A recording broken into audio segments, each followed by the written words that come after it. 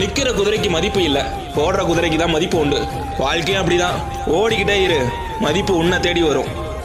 தோல்வி ஏற்பட்டோன்னா நமக்கு ஜாதகம் சரியில்லை, நேரம் சரியில்லை, வீட்டில் விட்டம் சரியில்லைன்னு காரணம் சொல்லாமல் திட்டம் சரியில்லைன்னு நம்ம எப்போ புரிஞ்சுக்கிறோமோ அப்போ தான் வாழ்க்கையில் வெற்றி நிச்சயம்.